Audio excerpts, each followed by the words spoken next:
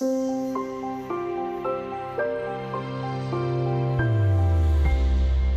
been a growth in interest in recent years in private equity, and it's becoming easier for ordinary investors to gain exposure to it. But it's not necessarily a good idea. For a start, private equity is currently unregulated. It's also very hard to work out exactly what you're paying in fees and charges. First, for a long time, people have said it doesn't matter how much I've charged you because I gave you 12% return net of all fees, and it's not a problem to know whether I took 5 or 8 or 10 or 1, okay, on that number. What matters to you is the net of fees, and I don't see why you're asking me that question about how much I took on the way.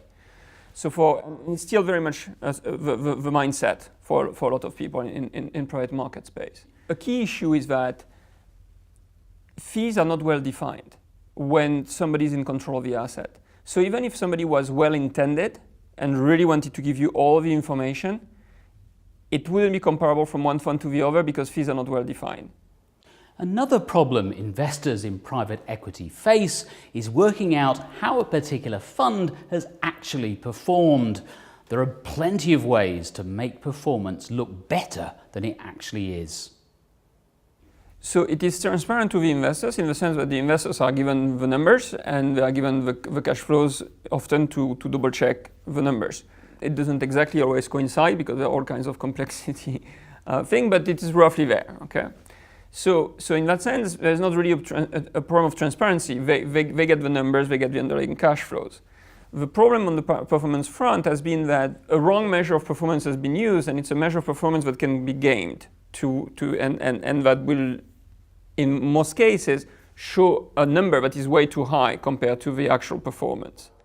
Now, Ludovic Falapau is not a financial advisor, he's an academic, but he would caution ordinary investors against investing in private equity at all. Now you could say, it doesn't matter whether they know or not, the performance has been okay in private equity and will be okay, so it doesn't matter whether they know all the details or not, right? They don't need to know the recipe of the soup to enjoy the soup, okay? So we might as well offer private equity to small investors so that they can enjoy maybe some diversification benefits or some extra performance and the like. Maybe because I'm a teacher, I prefer when people know what they are doing and what is it their money goes towards when they invest.